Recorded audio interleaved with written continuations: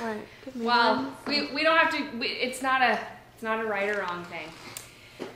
Okay, is it recording already? Okay. I don't even think anyone is still alive that will remember any of it. Well, they recently interviewed Mr. Warfield. Which Warfield? Chuck before he died? Yeah. I knew Chuck. Yeah. But he wasn't that active back when I was. No. He was in college. He was in. John, his brother John that died dated my baby sister. Okay, so. Yeah. He was in so many articles that we read about that. Chuck, we were real good friends. So, but the Warfields and my mother was a religious educator. She graduated from Western Moody Bible Institute. She had her doctorate. She taught it there. And they were on the West Coast at the time, John and Chuck, even, and they came back. Okay. And then in '69, I went east. And before I was there. And now you're back. A year. The college said, we don't want you to go. I was coming to Chicago. And I was up there 46 years. Okay, so we're going to start with a little bit kind of a formal introduction just for documentation purposes and things like that. So can you please say your full name and then spell it for me? My full name? Your full name. You don't want my full name. I do. I do. I'll give you Amerriel Marini was where I was born. Now you want me to spell those for you? Yes, I do. Can you? A-M, capital A, M-E-R-R-I-E-L. Middle name's Jorice, J-O-R-E-C-E. Nickname, Joe. My mom didn't call me that, my dad did. He said it was too much name. My maiden name was M-O-R-A-G-N-E,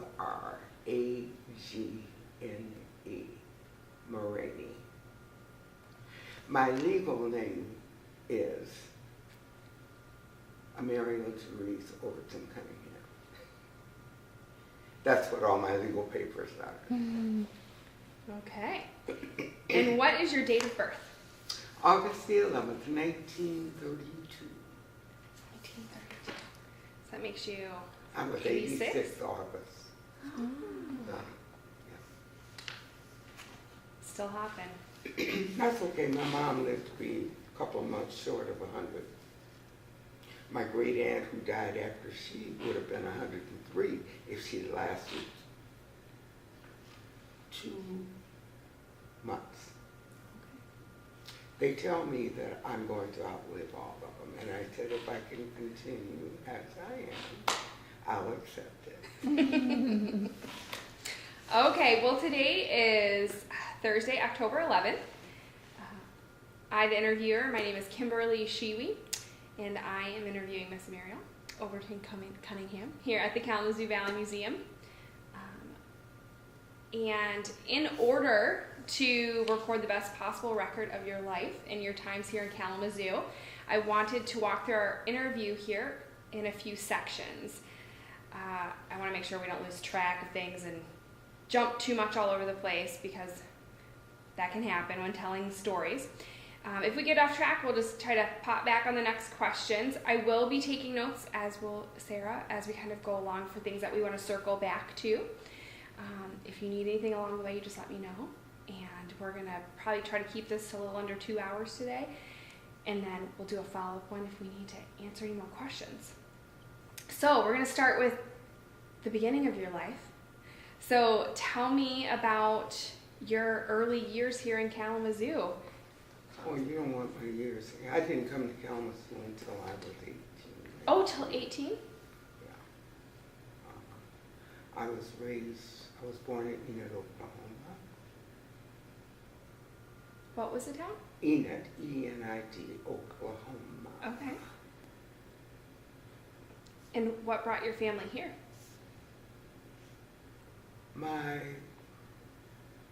Some of my grandmother's family moved to Chicago. And I went to Chicago when I was almost 4. I was about 4. Might have been a little bit old, not too much more. Lived in Chicago until the August that I turned 12. And just before that I moved to South Haven. I was based in South Haven.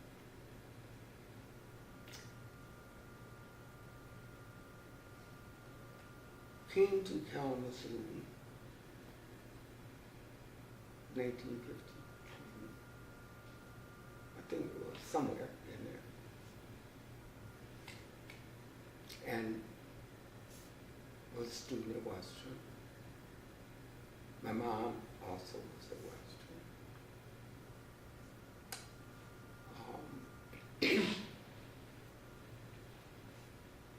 Was in Kalamazoo off and on. The early days I went to the West Coast with my dad for a while. Went to school out there, came back.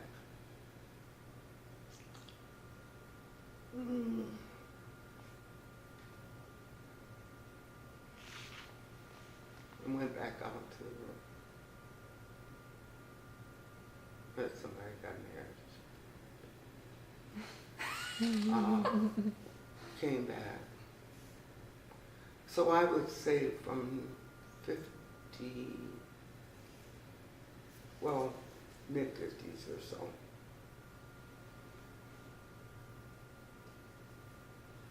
I was in Kalamazoo.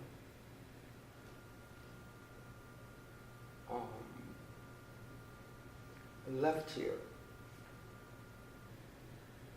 April the 1st, 1969. I-94 going to Detroit. That's when you left. I had been still living here, but I had worked at Albion College.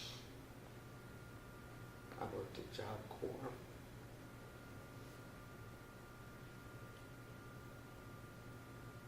Oh, I missed the part of where I went to psychiatric nursing and worked as a licensed psychiatric nurse for, I don't remember what, probably early 60s. Because I was getting more and more active in community. Because I was kind of a rebel when I was in high school. You don't tell black students that they can't go on a senior trip. And not have, my mother's biracial, okay, she was, and you don't tell.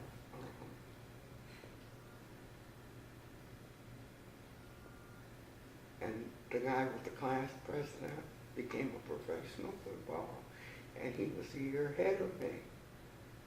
And I asked him, are you going on a senior trip? There were only 3 black students in that class. We were coming up, there were 8 of us then. By the time we got to be seniors, there were 9 of us, big class. And he said, no, baby, I'll tell you about it at lunchtime. I'll tell you about it at lunchtime. He said, Mr. Nolan, the bookstore was where they took students when they wanted to have a private conversation. And they take them aside and said, Mr. Moore wanted him to talk to the students and tell them, pull us aside, you know. Well, I don't think Mr. Moore ever got over it because my girlfriend was graduating, she went to military. The other girl said she couldn't afford it, she was going to Chicago for a job. And Art didn't care, one way or the other, because he didn't make a travel anyway. He graduated from U of M, went on, became a Canadian football player. But Mr. Moore didn't speak to me from the time we had meetings.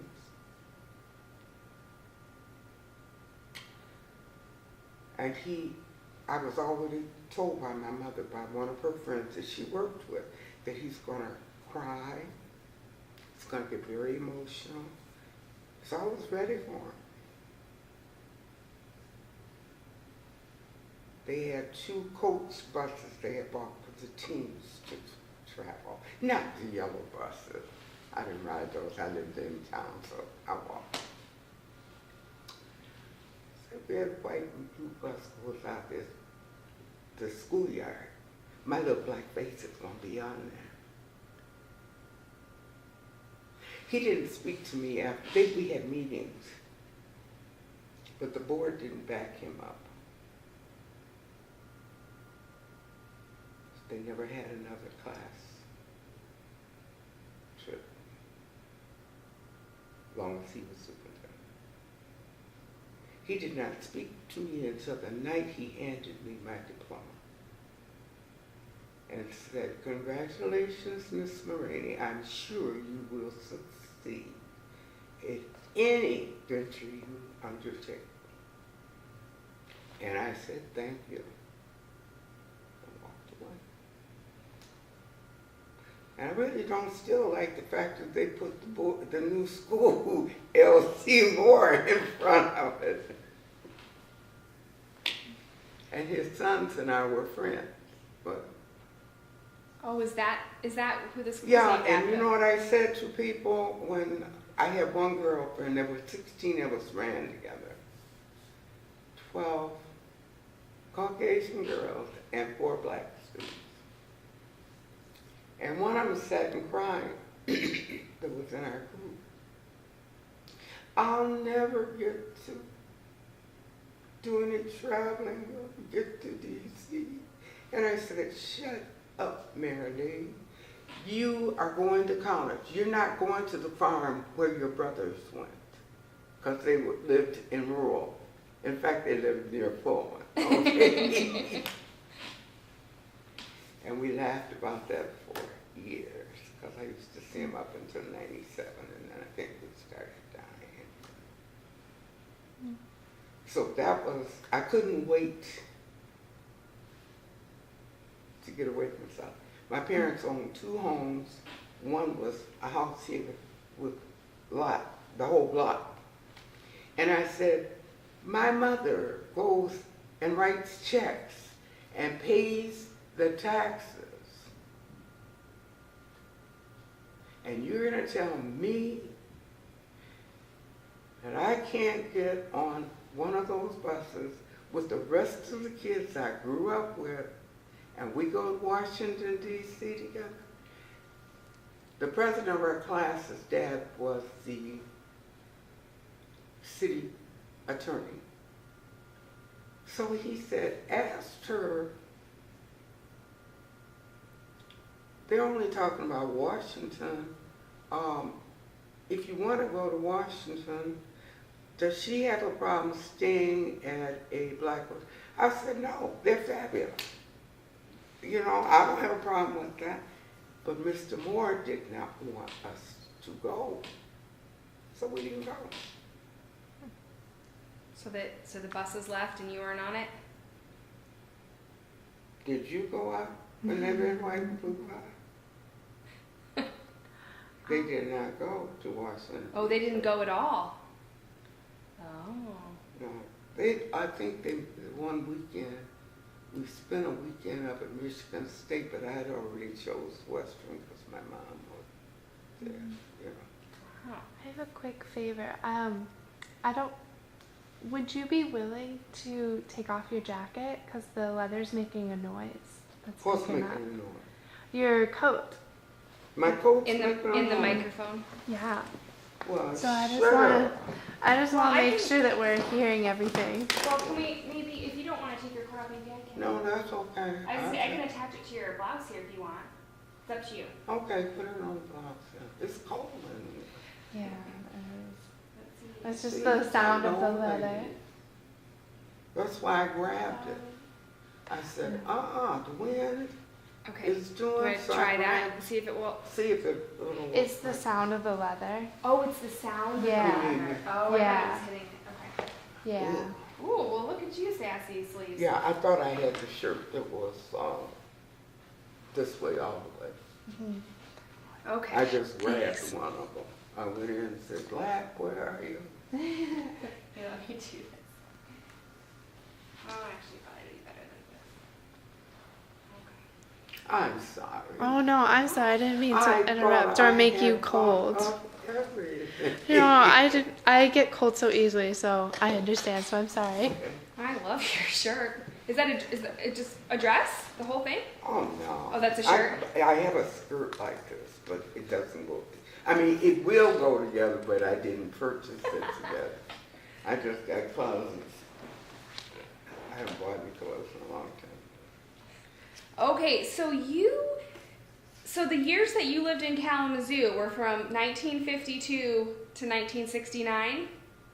So you were only here about 17 years? Oh, wow. Okay. So tell me, so when you moved to... And even when I moved here, we still had the house in South- South Haven because we were 2 blocks from Lake Michigan.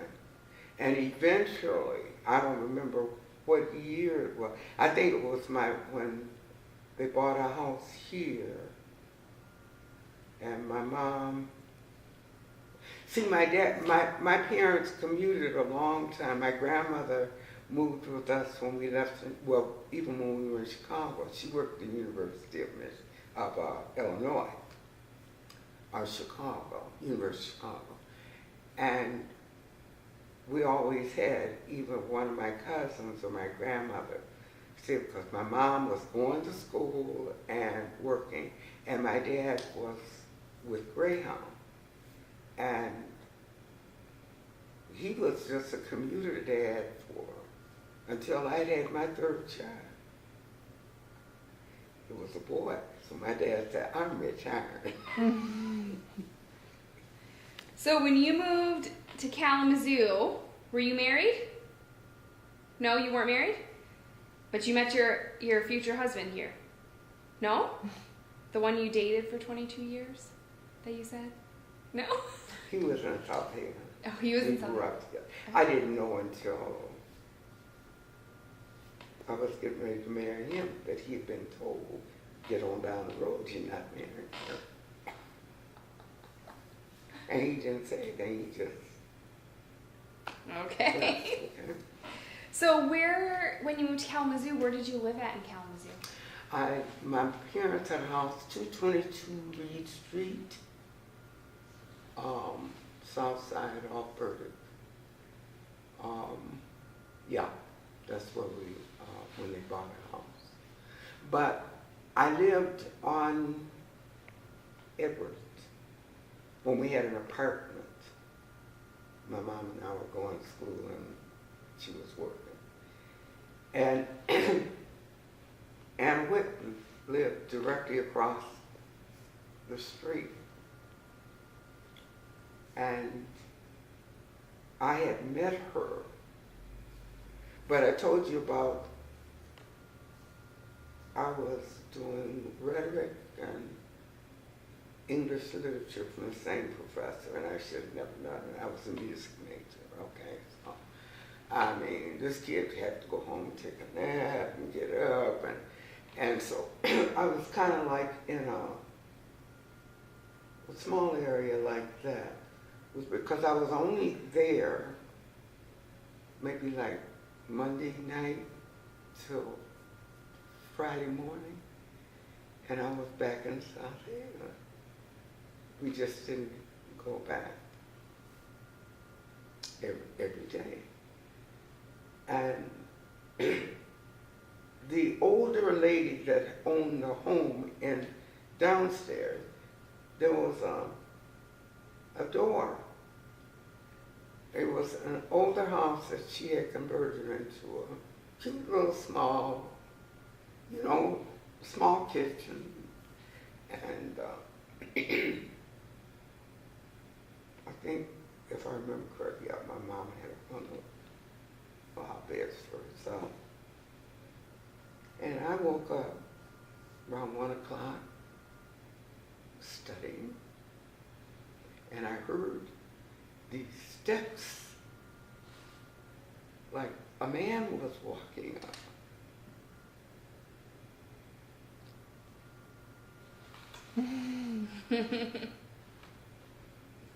I grabbed my glass and I looked down at the foot of my bed, and there was this rat looking at me. And I screamed. My mother was not a light sleeper, but she heard me.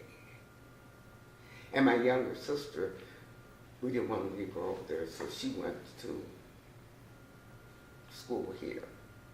She was 6 years younger than I, so she slept through it, but my mom, and I hollered, "Don't come in here!" And I heard the door shut downstairs. Well, I had a class that day, but I didn't go. I told my mama, I can't stay here ever again. Well, Anna was kind of used to what my schedule was. And I was starting to pack stuff. I don't know where we were going to go, but I knew I wouldn't come back. And that's how I met Anna Whitten. And she and I were great friends all those years. And Did you stay I with saw her? her several times because I saw her at a banquet one night in the ECP dinner. And we kind of touched base, but we really didn't have time. Because like I told you, I was having eye surgeries and problems. Okay? But that's how I met Anna Whitten. Did you live with her for a while? No, They were moving out of their house. And she said to me, "Amerriel, let me talk to your mom." And we moved into her old house. And she and her husband, they were packing up. And I just said, God works in mysterious ways. And we stayed there until my parents bought a house on Green Street. Okay. And eventually, I guess, after I was gone, my mom bought a house on a Dagon. That's where she lived, called Road for years. Okay. She had a house there. She lived in Big Rapids. And she lived in Big Rapids because Morris and I, who got married in the 70s, he came down, built a swimming pool and stuff for her. So, but that's how I knew Anna. And she just was like big sister for me all my life, all my adult life. Yeah. Very sweet woman. Yes. So, Kalamazoo, back in the 1950s, tell me what you recall about was there a dividing line of segregation in the city? Do you really remember that? Or anything, kind of what was the culture like that?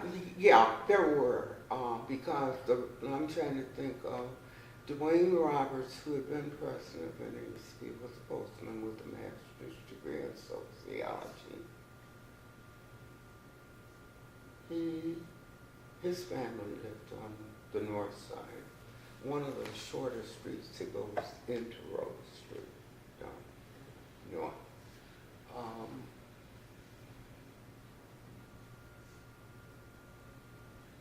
Where the bus depot is was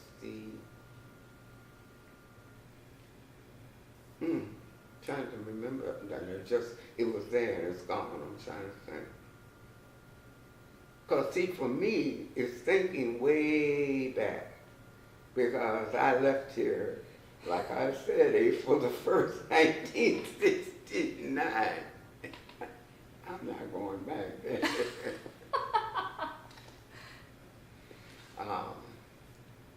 Art Washington was a big brother and a mentor for me. Art Washington, you said? B. Moses James, who was pastor of North Community Reform at that time. you know, black folks got into the Reformed church back then. But I had played, I was minister of music at Mount Zion for years. Until I remember my father saying, the students at Western were going to Allen Chapel back then. And my father was home one weekend. And we got out of church early, so I trotted on over to Mount Zion so I could get a ride back home. My father was standing over my shoulder. Young lady, this family all attend the same church.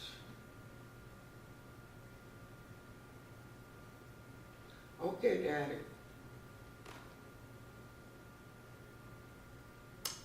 So I went the next day when I got out of school and told him I couldn't play there anymore. I had to go to Mount Zion. I would not do that today. I was just thinking about how you change. Yeah, we were. And I thought about it even after I was married and had kids. I loved Mount Zion because my mother and all of them went to the Reformed church too. She was a Bible instructor and stuff. My mother was smart as a whip. So how was Kalamazoo, how was the division through Kalamazoo? Is it pretty? Personally, see, you're talking to the wrong person because I was raised in Chicago, in the Inglewood, in the 40s, and my best girlfriend was Shirley Krugman, who was Jewish. And she lived 2 blocks from me. And I went to Oklahoma in the summer times, but I did not come from a family that tolerated injustice.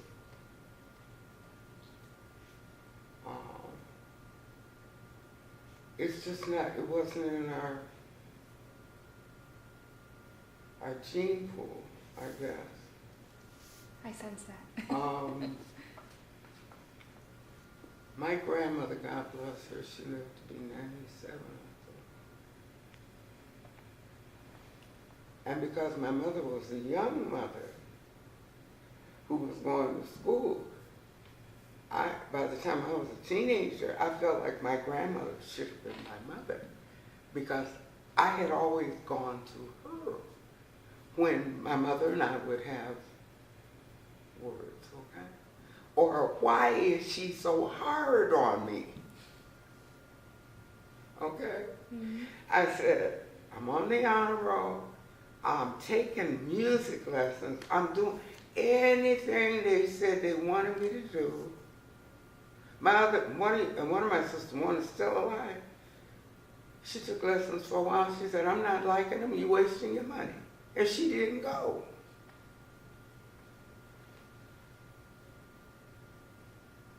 Now you play lots of instruments, right? I keep around. Like I said, I haven't brought my guitars over, but I do have all my my tapes and my lessons and stuff. And I said I was going to start doing that this winter. I'll play piano and the organ, but piano is my favorite instrument. Okay. That's how I both my thing now. So tell me a little bit about your family dynamics, parents, siblings, your grandmother. Were you all very close, and what was your immediate family structure like? Well, let's see. My grandmother was the oldest of 12. I knew my great-grandparents. Grandpa was a farmer. My great-grandmother died when I had all 4 of my kids. And she died right after I had my fourth child. When were your kids born? Huh? How old are your kids? When were they born? How old are they? Yeah, when were they born? In the late 50s, mid-50s, Okay. 40. The one you met was born in 54. She's an old lady now. Her sister was born in 56. Okay. In May of 56, I want you to notice something. That's the one that I told you I filed for divorce. And I slept all night, well, tried to sleep with a shotgun over my head. You coming back or you gonna be dead? Okay, I'll tell you anything as long as I can get out, right? He was born in June of 57. And then but I was divorced before he was, born. And then I married a guy that was older than I, but he was an adorable guy. Just didn't last but 8 years. He started getting a little insecure, and I can't deal with that. Okay. And so I have a son that was born December of 58, somewhere along in there. So your kids are all really close in age. Are they close to each other? The ones that are here are. And I guess the boys still talk a lot, but my youngest son lives in Antioch, Tennessee. He's been there. He's a body model for I don't know what to call it anymore. The Black Medical Association. He's a body model. Body model. Does that mean he's a pretty handsome He fella? goes to all the, I don't want to say he's handsome, he's got a nice form, okay. Got a beautiful body, okay. I don't think he's handsome. I think my other son is more in that line. But they're both nice looking guys. But that one.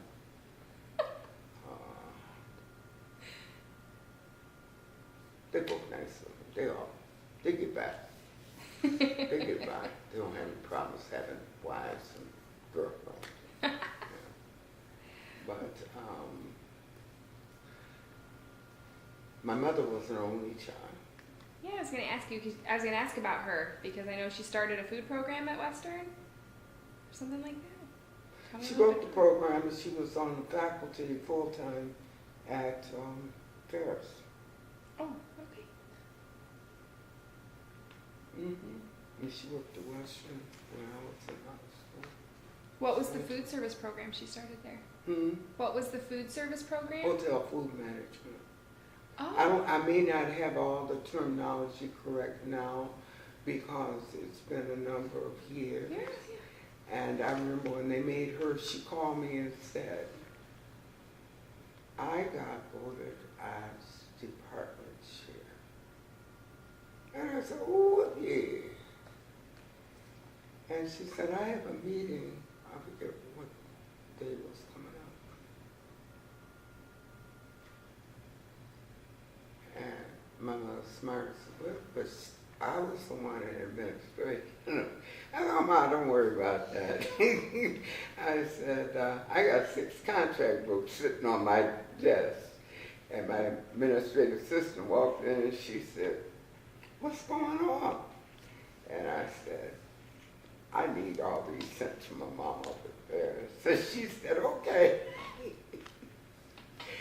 And she said, I'll drop them off at the main post office up by the central office because we were in the south end of Overton.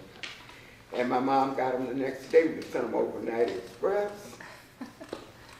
And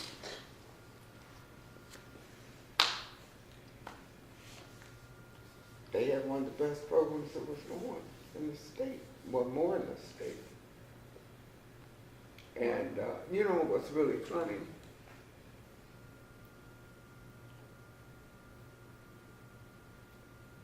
because my mom and I did not go to work, changing, leaving Kalamazoo, going in at the low salaries.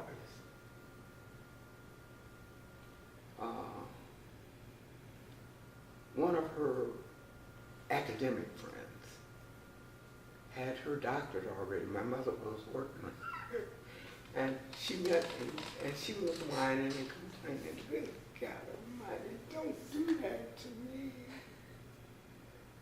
I said, she said, "I came here from so-and-so for 19,000, and I said, "What?"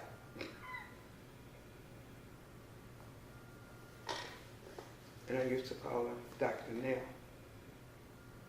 "Dr. Nell, don't say you did that." She said, "I was the biggest fool walking." I said, "You need to negotiate." She already had her doctorate and had it for 4 or 5 years. But her self-esteem. And I said, "What's wrong with you? You dealing with people, you look just like them. Why you come here for nothing?" She been out great friends for years, you know. And she said, "Your mom told me I could talk to you." And I said, "Yeah, but you can't talk to me talking. That if you don't feel good about yourself, nobody else is going to." Am I right? You are very right. Absolutely. I just got through giving some lectures in the car. They were telling me about some of my distant relatives, but not trying to down it. And I said, "If you don't feel good about yourself, you'll never achieve anything." Agreed. Agreed. Well, let's start with your going to kind of talking about your time here in Kalamazoo in regards to your career and schooling and kind of how you got your start into your education, your work, and then what really lit that fire for you for the civil rights movement. I think I was probably born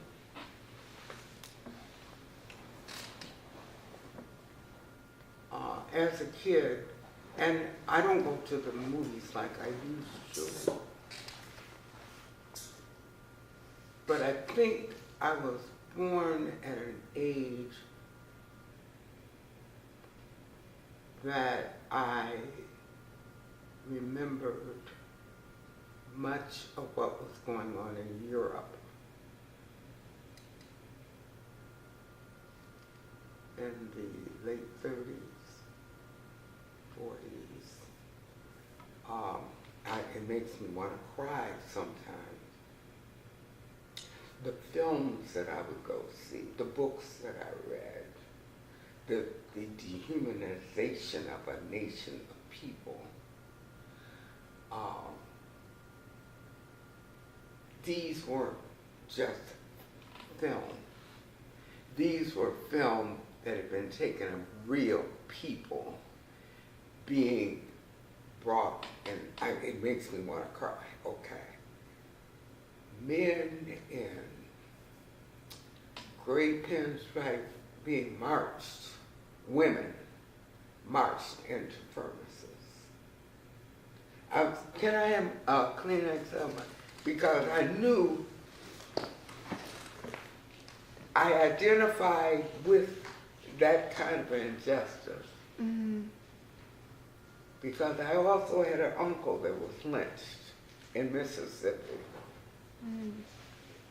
Ooh, I didn't think I was going to get emotional about it.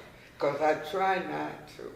No. But it's on my door. If you walk in my apartment, I have one of those signs that says never again. Mm-hmm. That ain't a plaything for me. It's for real. I never understood, can't understand, won't tolerate any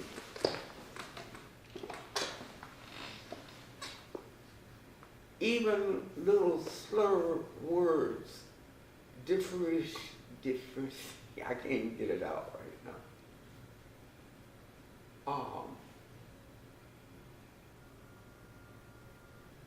People learn to hate or it's easy for them to find instead of calling you by your name, find a name for you because they have a problem. And then I said, well, maybe it could be because I got a chance before I was too old. I guess I was in my 20s. A black teacher tied my mother to a radiator. And she happened to be a neighbor of my minister uncle and aunt. And I was 26 years old. I had never seen her. I'd met both her daughters who lived in Kansas. And I asked her why she tied my mother and beat her. But I was angry with my grandmother for years. I bring it up. She didn't go there, and I guess it's because it was the time. It was a black teacher. Okay.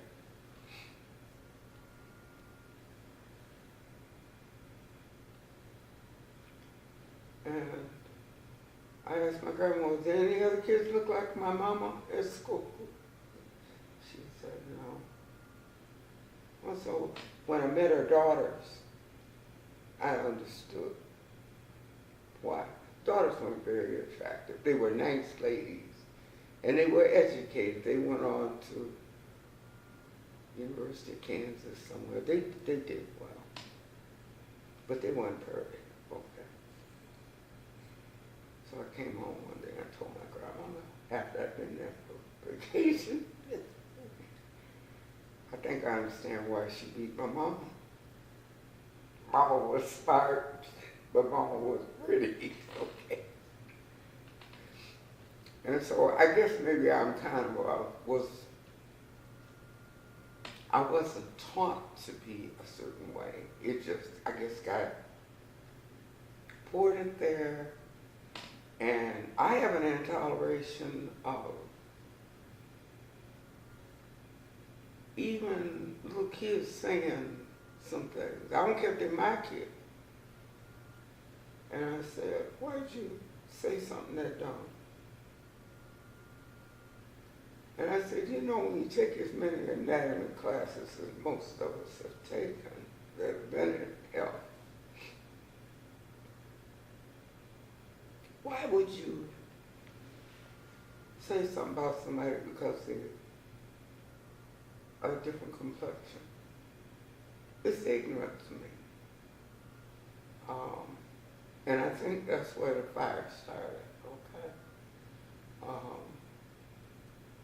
I'm very intolerant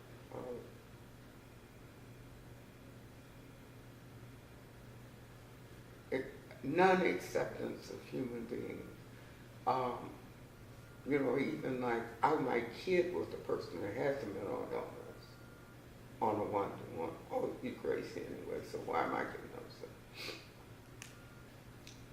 But I know that I have always been a little bit sensitive about how we treat each other. Okay, so you got the crazy in front of me. And I was raised by a very sensitive grandmother, but a very strong, wise woman. And I was looking at her picture yesterday, and I said, I still miss talking to her. But I'm glad I was born where I was at the time. But my caring truly came out of marching, watching, reading, seeing. I won't forget either going to the film newsreels that they used to have in the shows all the time. Black men being hung in trees. And watching soldiers march people into premises. And I think that And it wasn't anything that my family fed to me. It was that I picked it up, and I know that I'm intolerant when people make cracks about, I don't even allow people who look like me to say certain things. Because I say that's something weak in you. It might be crazy, but I'm going to be crazy, I guess, until God takes me home. Because I know I am. I don't even talk like this to people, but I know that was the beginning of it. So from that point, Huh? so from that kind of fire that stirred in you, how did you start to get involved in the civil rights movement here? There was always a sense of intolerance of people who bullied people. I just thought, when I was in 4th grade, I had to beat a young, tall, Caucasian boy who teased me all the time. We could not fight. I lived about 6 blocks from school. And you couldn't fight because fighting 3 blocks. So there was a store halfway between, one of those little neighborhood stores. And he would call me Americus. And I tell him, James, I never forgot it, James Bradley. And I said, my name is Amerriel. And he got a whole bunch of kids around. And he would follow me. He didn't even live the direction I did, but he would follow me. And I got tired. My dad taught me how to box because he said, you can't go through life letting people just walk over you. I didn't do it much. I don't think I was past 10. I don't box. Mess up my hands, I got to play. Yeah. And one day, I went into the store to get something, and he was out there with a circle of his friends.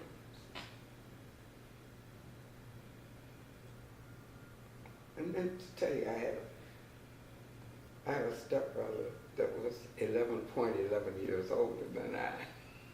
He's the one that's died a month after my baby sister died. He and my dad taught me how to box. I don't think I ever had to fight with anybody except when I got grown. I didn't fight with him. I just said, I'm not staying here, I'm not fighting.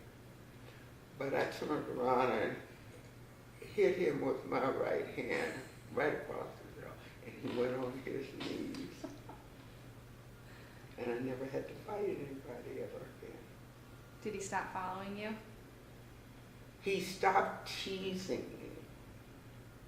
He would still follow, and then cut and go further down. I think we lived at 60th Street, Racing Young, so he would cut up. And I never had to fight anymore because that wasn't in me. I didn't like that, but I also didn't like being what I called just really, it got ridiculous. And I remember my gym teacher saying, I understood you finally stood up.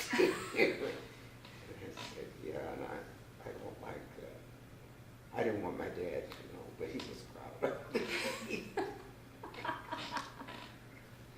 He said, that's what I've been trying to tell you. Sometimes you have to fight back one time. And my brother, he taught me some things too. But, because I didn't like fighting. I don't like disharmony. But I will stand up to you. You know, so I think it's a combination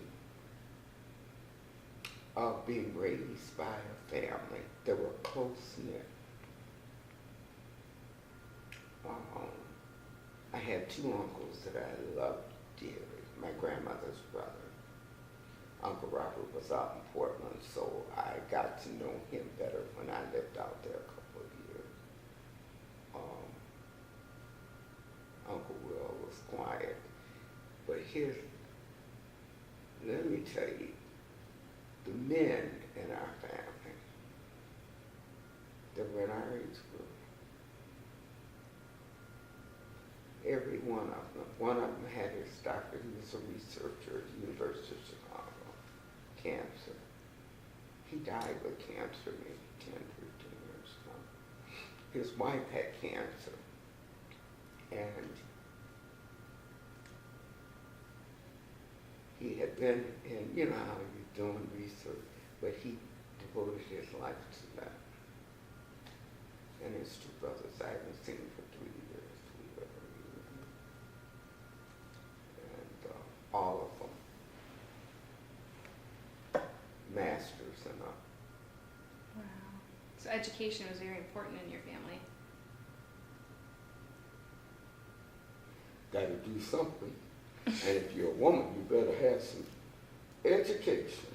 Because we're not having no dumb women in this family. I sense that. I definitely sense that. You were a smart group. Well, yeah, but and you know what? Even though you may not, I think that's one reason why I didn't particularly want to stay or something. We had a house there.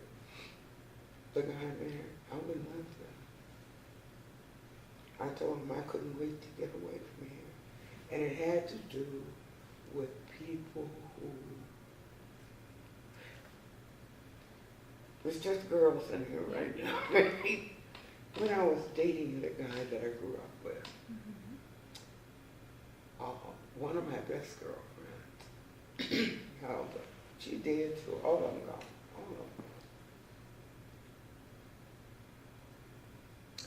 And she told me that a lady had come over to her mom's house. Well, her mom wasn't working. Her mom was older, and she had a sister that could have been her mother. You know, Mom had Bella when she was. Sometimes I think she was 80 when she had it. You know how some small towns are, and people are petty, and they say things, and if they see a family and they got all girls, which we had when we were over there. My brother lived in Chicago with his mom.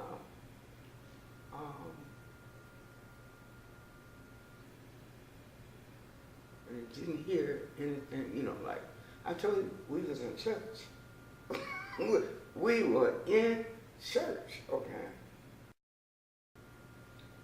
I had to wait till I was 50 before I joined the Pentecostal church. I was in the Baptist church since I was baptized.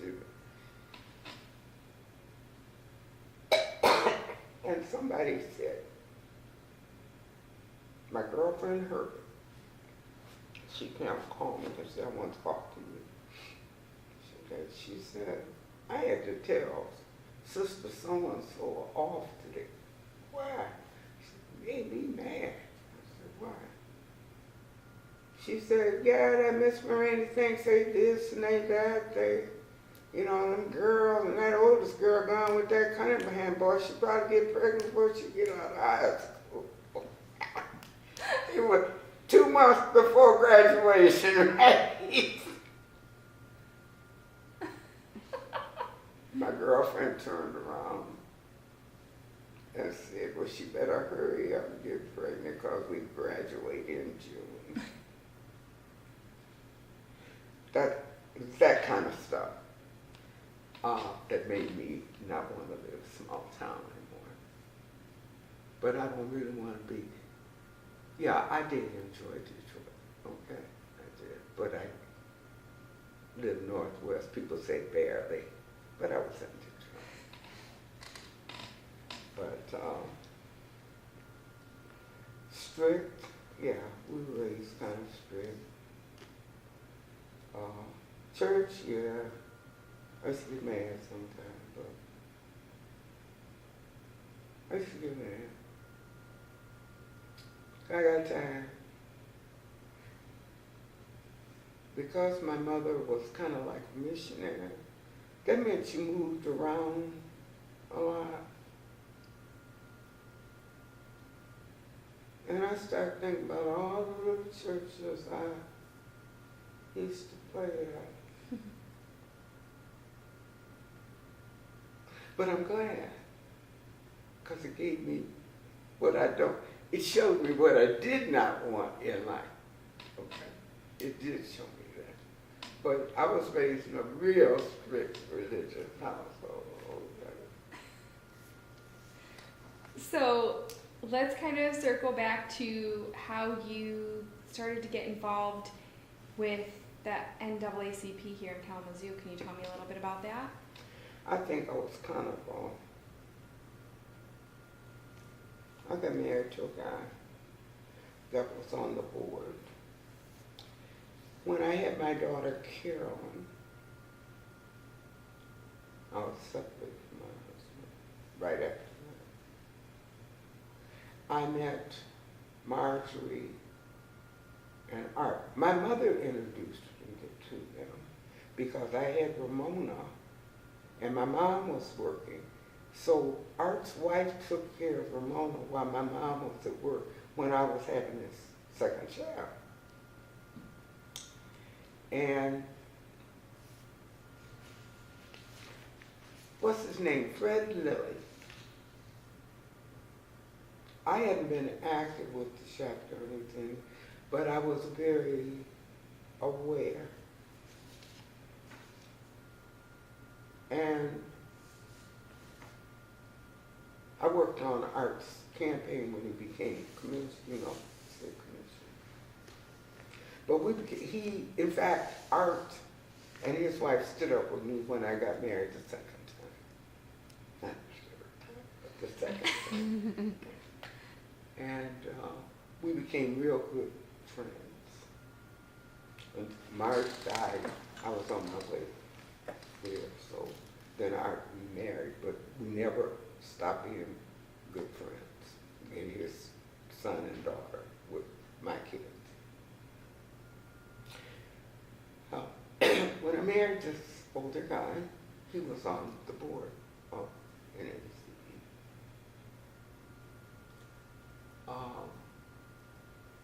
So your second husband was on the board of the NAACP? Yeah, my youngest son's father.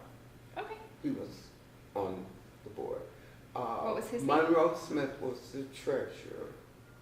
Now, I wasn't active back when I first came here, but an assimilation of being in church with these people, being more prized. You know how when you've lived other places and you come into a place and you meet different people, but this was still something that was down on the inside of me, injustice anywhere, you know, don't tolerate it. And Art asked me if I'd run for an office, and I said, well, I've got kids and I want to go back to work too, so, you know.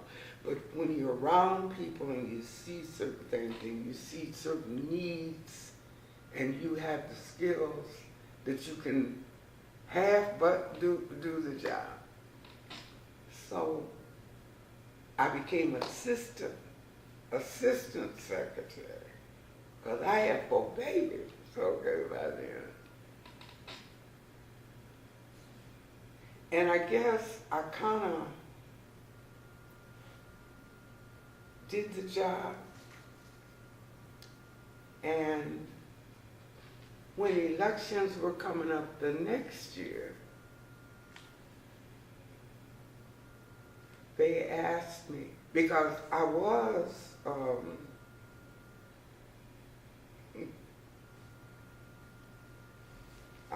bringing in a lot of new members. I wasn't on the membership committee, but because Monroe Smith said she come down to my house bringing the money more than anybody else does. And I said, well, people can't talk crap to me and not get involved. So when they were having elections the next year, they asked me if I would run for the membership chairman. And I said, yeah. But I want you to know that I want to ask another person to work with me so we have a code. And I asked a researcher who was at Johns, Dr. Paris Allen, because he and I had been working on, you know how you get little projects and you know it, and my friend Bill and Virginia Williams, they belonged to a big family that was here then, the Johnson family. And that's how we started getting our membership there, okay. And then I started asking people that were not involved, and they took their memberships out, and they were enthusiastic, and started asking them if they would do certain things, like memberships and stuff, and we just started growing. Lord have mercy, I wasn't trying to run for no president.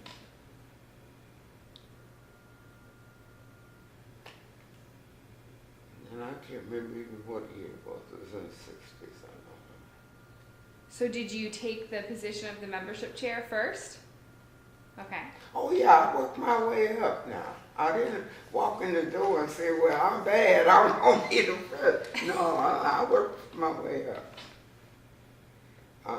We even, not everything in ACP, but when Art decided he wanted to run for city commission, and he came very close to being the mayor his first time. And his wife said, doggone, we said we just wanted him to be on the commission. We didn't want him to become mayor of Kalamazoo, but he almost did that first time. Because I started asking students to get involved. I wanted somebody in every church that was a member, someone there to be responsible for getting members. And I hooked up with Unitarian Church, and all of them were members. So we had, it was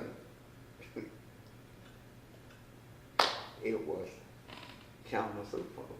And the one person that, I guess that's why I became president, I didn't plan on it. We had one city commissioner. And when we were at board meetings, or even before I was active with the board, I would hear things like, he's on the city commission. I said, what does he do on the board? They said, nothing. I said, you got a city commissioner that doesn't do anything? Then what is he here for? Just so he can say on his resume when he runs, remember it was the Kalamazoo branch of the NAACP. That was when before I was president. So I went to Art and I said, because Art and I were talking, I said, Art, we can't have people on this board. Because, see, I had a lot of my friends that looked like you that were involved. And my best girlfriend, Norma Johnson, her hair was your color, but she looked a lot like her, okay? And she was social worker, and she and Art worked for family services. At that time, it was a private agency at that time, back in the 50s. And so I wrote him a letter, like I had wrote every board member. They was pretty letters, and it said,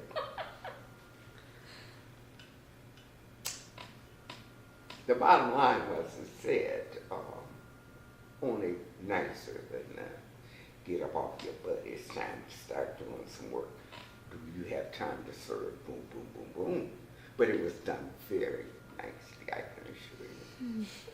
And he told Art one night, I don't think I can serve. Because I see you guys getting ready to be busy. And we got the board meeting. I think it was at my house that night. And someone said something about, Art came in the house, started smiling. He said, well, it did it, you did it. Because I hadn't talked too openly with maybe about 6 people that were working with me on that I want everyone who's on this board to be active. Well, I got rid of him. And somebody said something to me, and I said, oh no, we have the people that we really need one.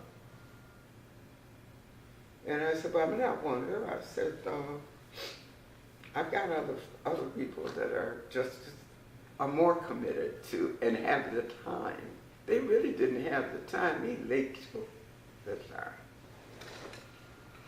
And so our board became more integrated and far-reaching. And Roger, I've been trying to think of what Roger's last name. He was with the Unitarian Church, but he became very active too, and members of his congregation.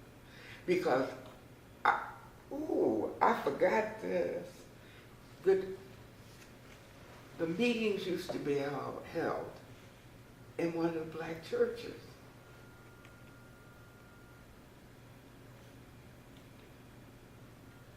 And I said, first thing we're going to do, will you check with Douglas Community Association and see what it would cost us to have our meetings here?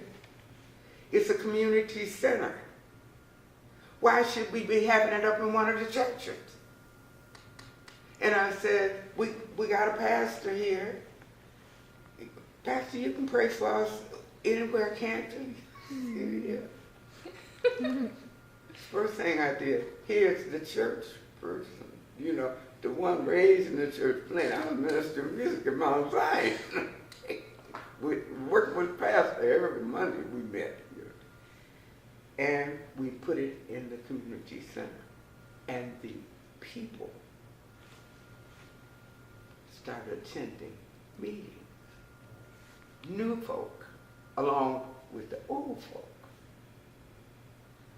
Isn't that rational? Mm-hmm. I thought so. And started reaching out, working with a lot of students from Western. And making people feel that they had something to add to it, which they did. I said, this is not a club.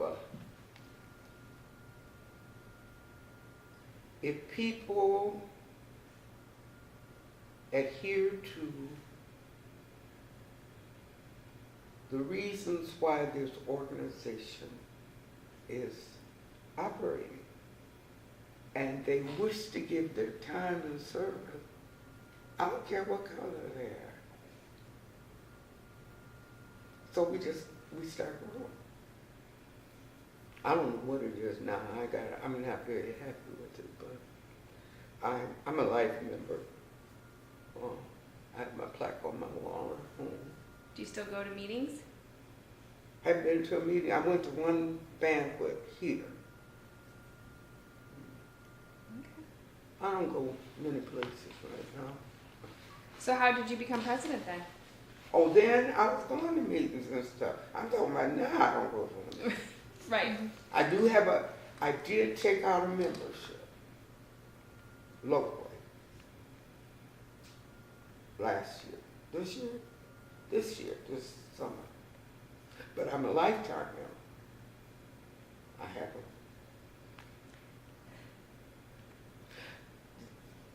I even did something else crazy.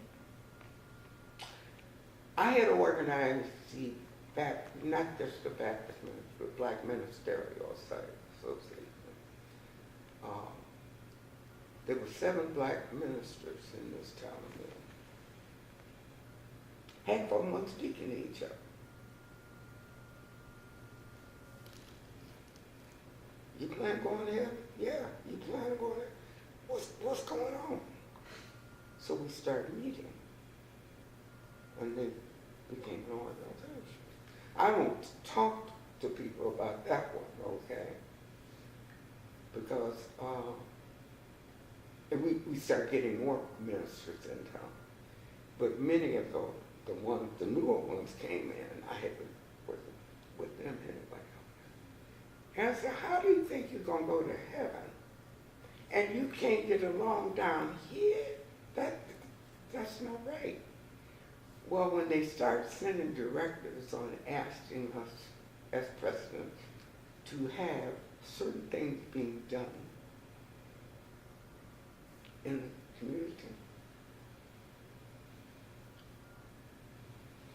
Rob Wilkins sent me a directive, and I contacted the ministers along with my board. And the ministers were kind of scared, not all of them, but I say if there were 7 of them, maybe 4 might be a little shaky, okay? It might have been more than that, but I'm thinking about the original 7, okay? Roy Wilkins sent me out of the country. He was the former executive director, well, 2 times back, I think. He's deceased now. And he had sent this telegram to me. But this was something we were doing nationally. One of the ministers was brave enough to call me and said, we're having some problems on Sunday. I talked to Art and a couple others. And I said, you know what? I'm not having it.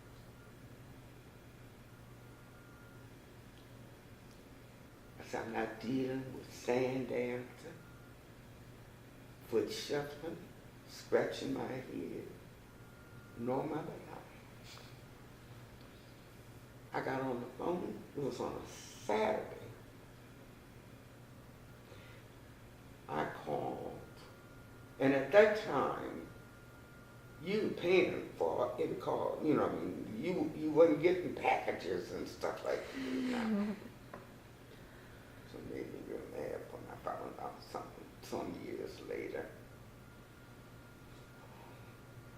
My husband said to me, I'm taking care of the house bills. And I said, I'm working. Now he's on the board too, but I'm not paying for all them phone calls. The board can pay for them. I said, it's okay, I'll pay for them. And I did. I didn't talk about it to anybody, but I paid for all those telegrams and everything else. I didn't ask the board to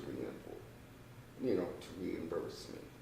Was your position on the board a paid position? Are you kidding? Were you paid? I didn't even take pay for playing.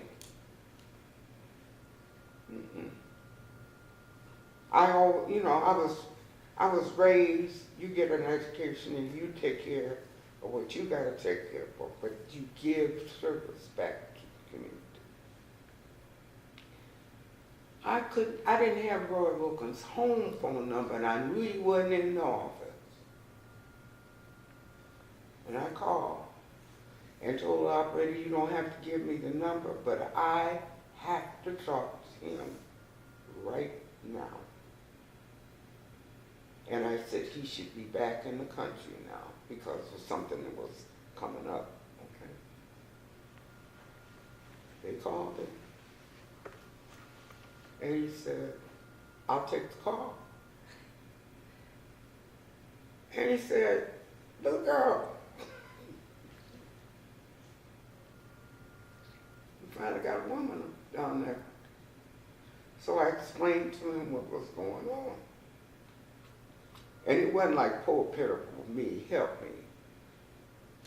But do you have any kind of, am I understanding this directive that you sent? Yes, she did.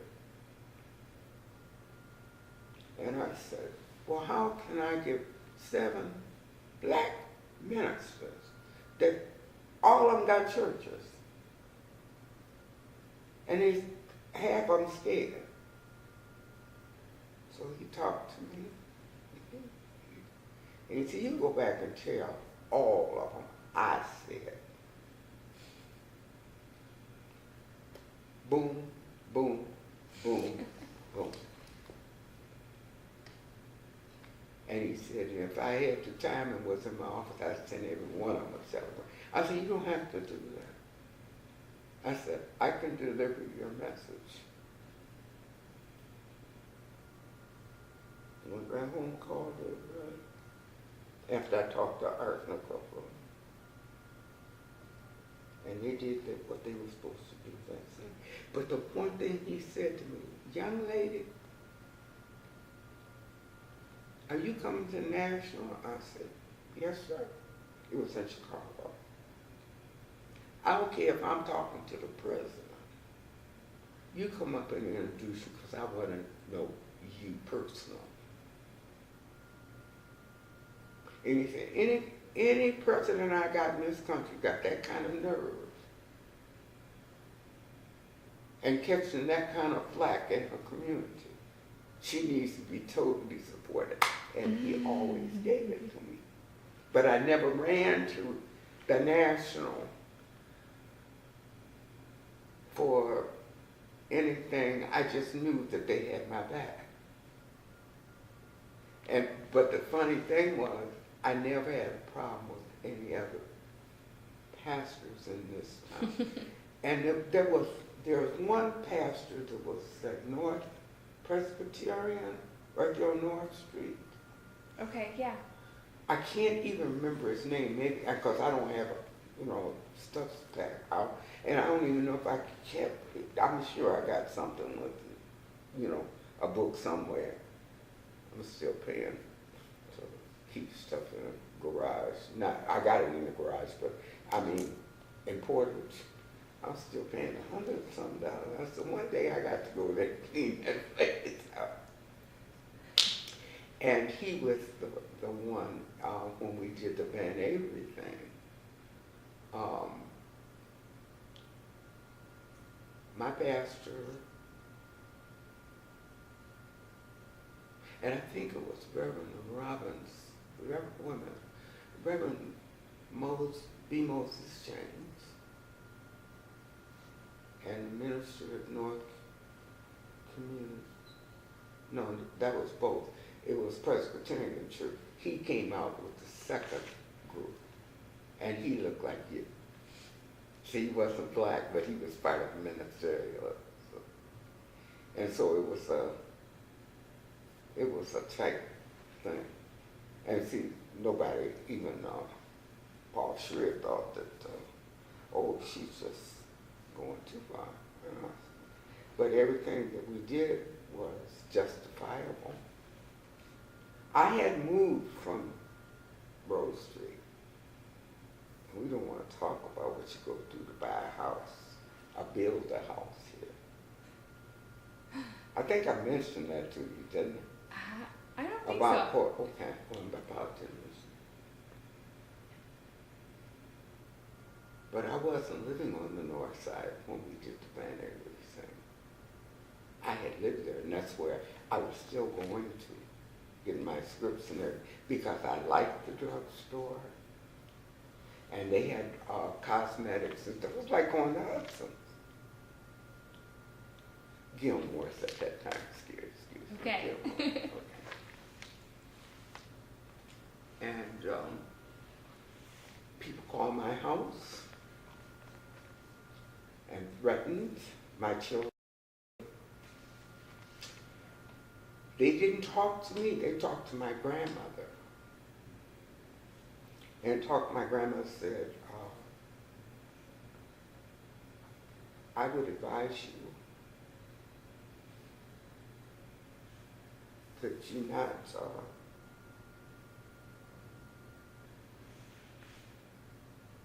continue to threaten. Because if anything happens to any of our children, you will be sorry. We will find you. And my grandmother was a lady. I never heard her.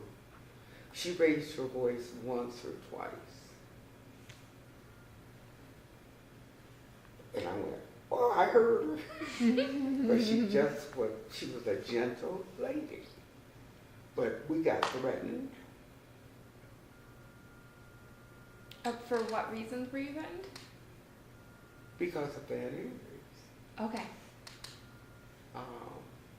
And I've never had an unlisted phone number. I won't do that. I'm hiding from no one. So you got threatened because you continued to shop there? No, I stopped when they refused. See, I organized also the youth group. And 3 of them were going to go to college. And they were looking for summer employment. Oh, by that time, I'd gotten people that they considered thugs that were cleaned up wearing shirts and ties and doing, communities, I had one guy, he's dead now, he was like, but they patrolled the north side at night. We didn't really need police here, except just Alma Witherspoon. You go right there on Rose Street. Rose Street. And he was a community leader, I guess, until he died. But I worked with a lot of young people, too. So tell me about the Van Avery protests. I know you were involved in that. What's that? The Van Avery drugstore, the protest. I would love to hear all about that. I know that was one of the biggest parts of the movement, civil rights movement you're involved in. I think that what happened then, they did something. Like, you think I care about me? We had Gilmore's down. Irvin was a supporter of us. When I met with these kids, and this Dr. Allen, I eventually asked him if he'd take over the youth group. I couldn't go.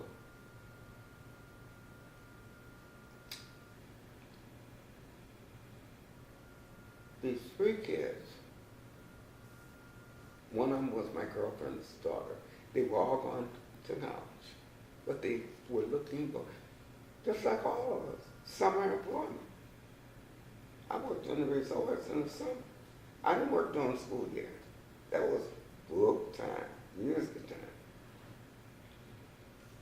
They came to me and said, we cannot find a job here. I said, you what? So I said,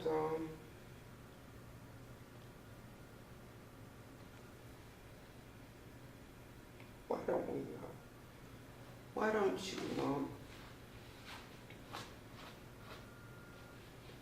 go look. I said, and I told them I didn't have to worry about how they were going to look, but I told them how I wanted them to look, how to conduct.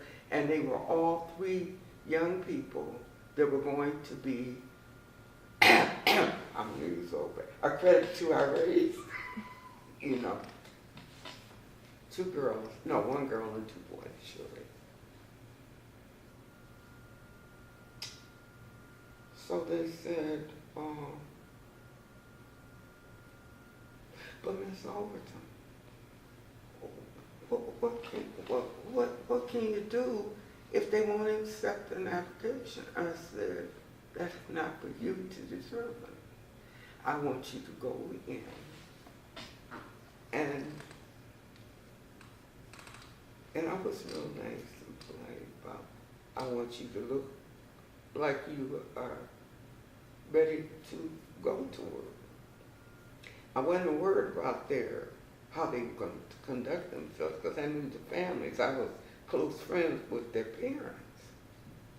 And plus, I'd known them since they were little kids, okay?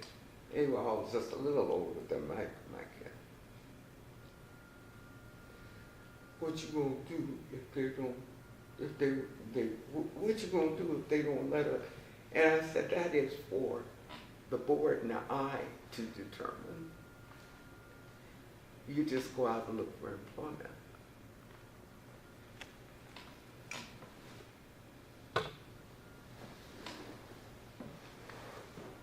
All 3 of them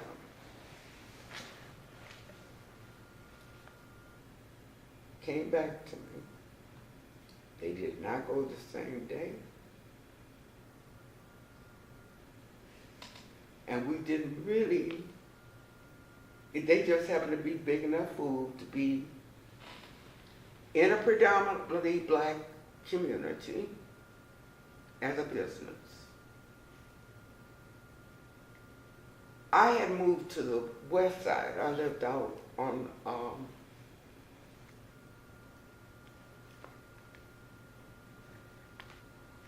trying to think what the distance was, because I live out on Cherokee now, so it was before Academy and Dartmouth, where Dartmouth runs, you know, if you were going back by the campus and stuff, okay? Oh, back, okay, yes. There's another story about how I happened to get there. We had built a house, had it built, after I could write a horror story. So I wasn't living over there, but I would still have because Dr. Alexander, who was right here on North and Burdick, he was my doctor. And he was still doing his scripts at the drugstore. So I didn't change and move. I moved my body and stuff and got my kids in different school.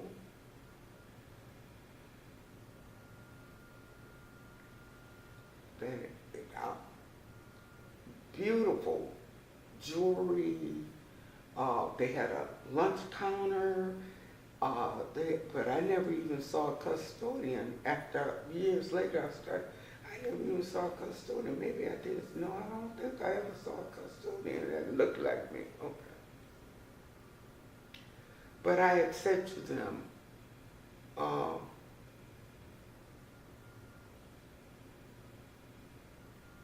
don't have any boundaries of where you are going to look for employment. And so it wasn't like me sitting up targeting them, because I just said whoever fell in the barrel was probably going to catch what they did catch.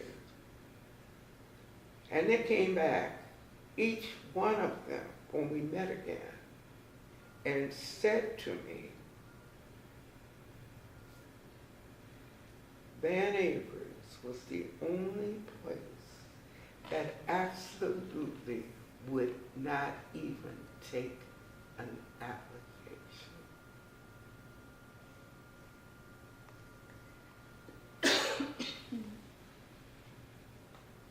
said, what? I said, well, I'm going to have to call for a board meeting. Everybody said, what are we going to do?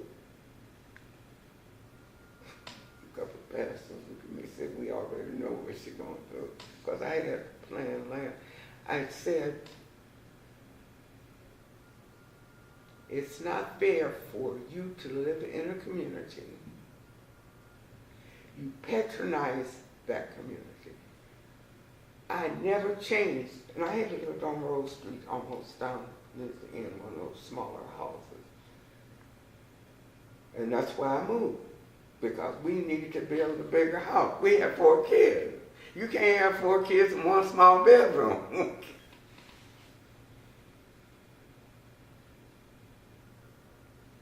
I had a meeting with the ministers. I had a meeting with the board.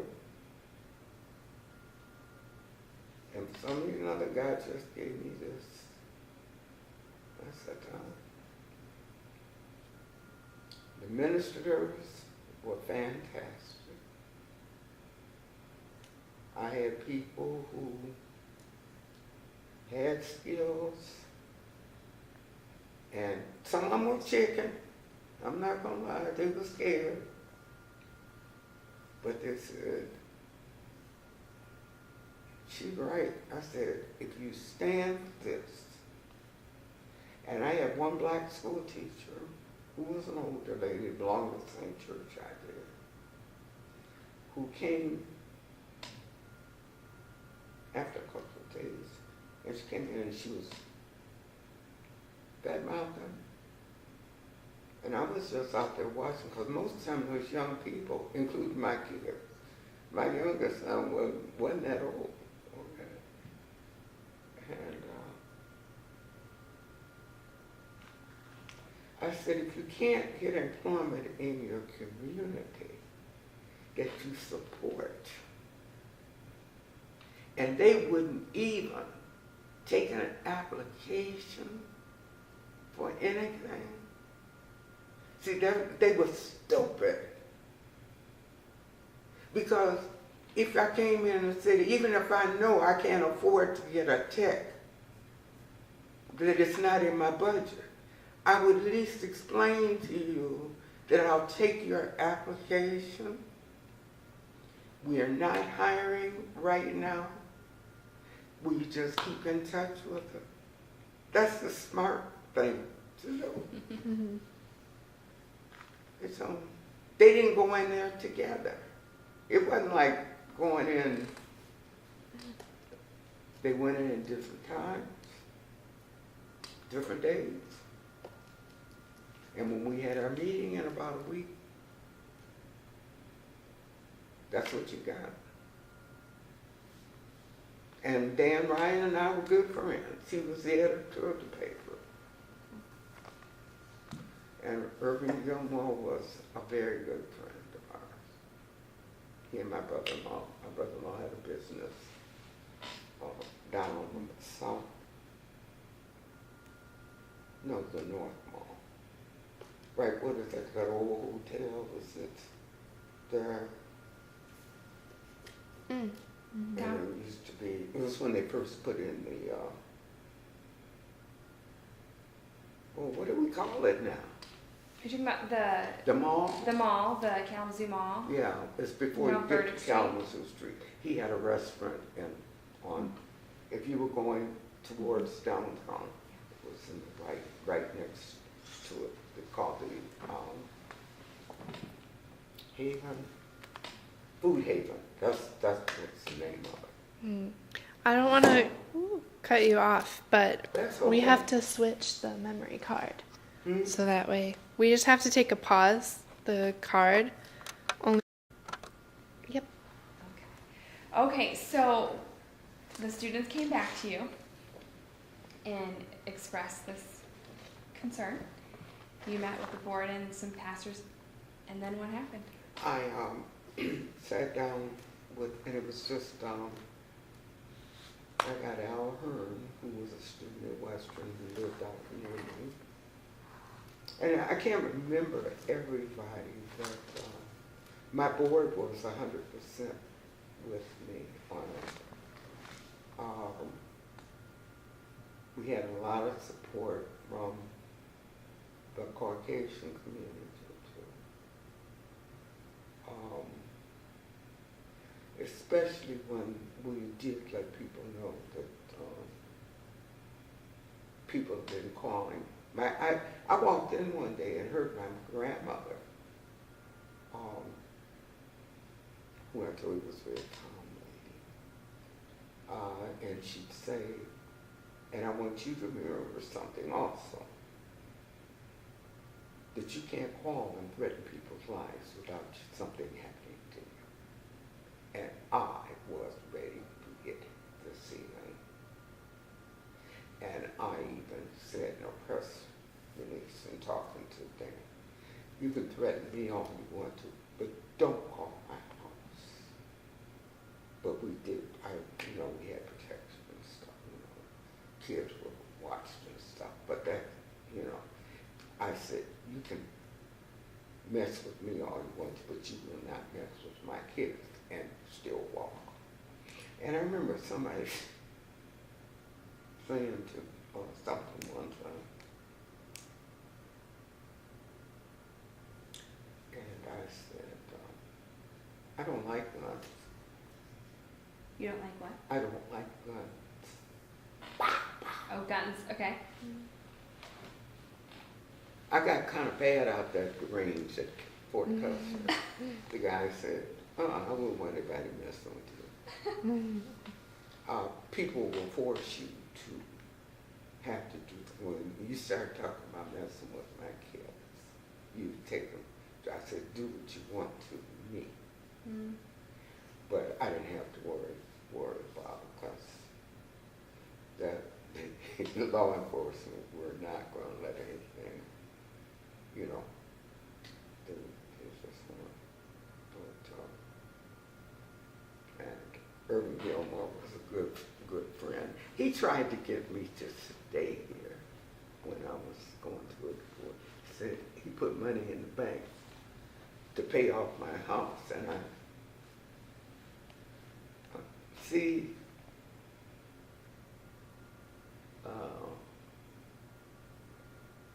That kind of stuff don't sway me either, okay? And I said, thank you, Mr. Gilmore, but I can't stay. And in a couple of years, I bought my own house without, I didn't need anybody to co-tax, okay? In fact, I bought 2 houses when I was up there. And so you trust God, He will never fail. But I want to hear more about the Van Avery protest and how the picketing started and all that. Well, it got kind of ugly. The things that I remember were this, that we had young black males who conducted themselves, but they were there making sure. Because we did have some crazy people come and kind of, I'm trying to think, it was one of my girls and I think one of my sisters, they almost hit going into the parking lot. And the guy felt, the one that was watching, kind of felt like it was kind of planned. That they had kind of thought they were, how they're going to scare them? It didn't scare them, it scared me, but they didn't know that. And what we did, we just changed strategies and wouldn't let the younger ones go too far down towards the parking lot, bring them. And after a certain time, I would say to them, when it started getting dark, so did you go in and meet with the owner, Mr. Van Oh Avery? yeah, we did all that. I did everything you're supposed to negotiate, and I did all that stuff. But at the same time, I was there with them and they weren't budging.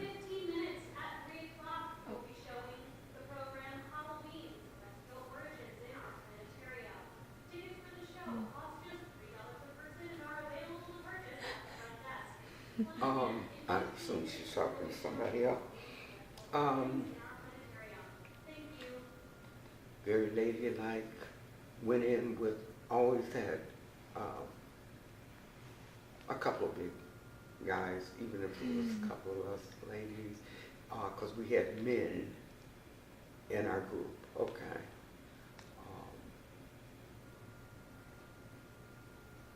Many of them, like Dr. Allen, Miss Washington City Commissioner, we tried to kind of, but he was out there too, but we kind of, you work for the city. I mean, but you don't need to be out here too much. But he'd be out there supporting too, all of them, the ministers. And it was gorgeous when the Unitarian Church got involved in the Presbyterian Church, because it wasn't just us, okay? It was, the group was there. And what did the Van Averys say when you had those meetings with them originally? They just said that they were not going to, they didn't want any, they were bold enough to say they did not want any of us employed there. So And I think they didn't try even to then hide it. it damaged their relationship with my doctor, who was black like me. They really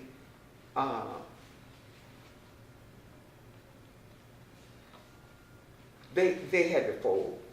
They had no other choice, because we weren't going anywhere. They were not going to operate that place and didn't have anybody of color there. So were you the one that organized the picket line? I was president of NAACP. You were president during that time? What? During the Van Avery protest? Honey, I was the one who was in charge of it. Oh, okay. Okay. Yeah. Okay. So, did you go 24 hours the protest picket line? No, we didn't, because we stayed with them as long as their doors were open. Okay. And they were only open from one time, they closed at 8 or 9 at night. Okay. So they gave us a chance to go home, baby, do what we got to do. And I was out there. And was it peaceful protest? I would say relatively. You might have some people come along and holler something, but they for the most part, the police and the guys that I had selected that were in the neighborhoods and stuff, they kept better order than the police. Okay. Because I wasn't having enough. We were not, that was not a part of our agenda. And I believe this very, very strongly, that when you ask God for direction, and you know that you're not doing it, do you know that still is kind of sometimes I wonder, who was that girl? That wasn't me, because I don't believe in injustice, but I never thought I'd wind up doing something like that. I mean, not be out there in the front. Yeah. Okay, that was not, a lot of time I look and I see pictures of myself. I can't believe this. But it did happen. I said this: God uses people at particular times in their lives. And I didn't do it, I didn't do it for the publicity. I did it because it was injustice. And it was just like when we built our house. I just went out to Porter's. I told you that one, didn't I? Mm-hmm. I just went out to Porter's just to look at the models. And you know, people would look at me without, you know, just looking. I went and looked at every model they had.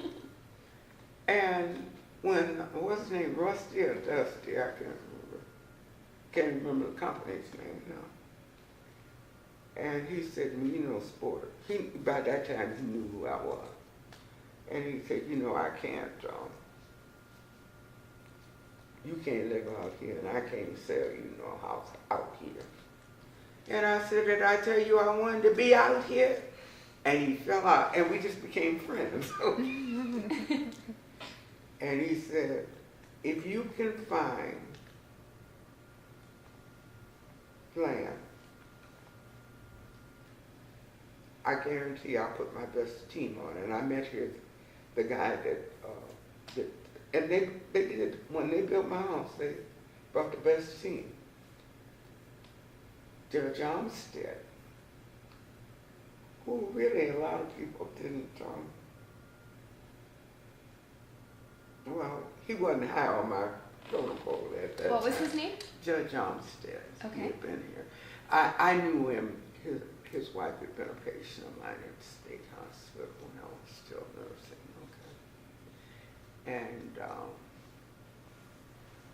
but he overheard me just, you know how you just, like you and I sitting there talking, and someone had asked me, it was someone black in the court that had asked me, had I found, it was a friend of mine that asked me, did I find any land yet?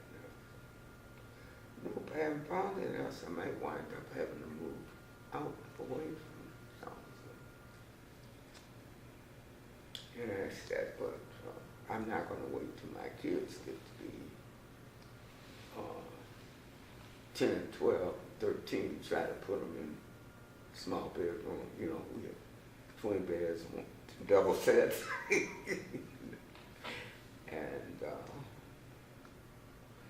he waited after a while, because I was up there doing some stuff in the corner. And he's on this all the time. He said, I didn't mean to be over. Listen, because I don't pay much attention. He was over in the corner somewhere. He said, have you been able to find any property? And he said, forgive me, but I overlooked it. I said, what's okay? I said, no, I haven't really looked. I said, I may have to move out. I had looked out on 9th, somewhere down out the country. Well, for me it was the country, you know. Not anymore. No, it's not now. And I have a friend that we almost went to law school together. He moved here, but he's dead now. His wife died too since they moved here, but we worked at the college together. One of the brothers, okay. And he asked me, he said, you know, I knew him more from him visiting his wife, okay, at the hospital. So he said, I got a little piece. He said, do you know what part of town you want to be in? And I said, if I stay, it'll be somewhere on the west side. And he said to me, well, I don't know if that'll work for what you want, but I got some, it's less than an acre. But it's right, you know where Dartmouth area is out there? And I think at that time, but they were building that McDonald's at that time out there. And Dartmouth is here, and McDonald's is on the other side of the street, on the north side. And he said, he told me, he wrote it down for me. He said, why don't you go look at it and see if it'll work for them? Because he'd asked me something. I said, no, I'm not looking I don't want a rancher. I said, I want the tri-level. And he said, good. He said it might work. So I went home and I said something to my husband. He said, I said, I went and looked at it. And he said, what you think? And I said, I like the location. It's in where I wanted to be on the west side. It's off M43. So he said, come on, let's go look at it. So we went. And he said, why don't you call him and tell him if you want it? He said, I'll go to the bank and get a check. And I said, he said, no, I can handle it. We got it in savings because I want to know. That's why we built out there. It was Church Homestead. And there was a little wooded area next to this land. And Dave was the guy that had a cabin, just a little cabin there, and he had one little dog. And, and the lot went way back. And so the kids had plenty of room to park it. But that's how I got my land.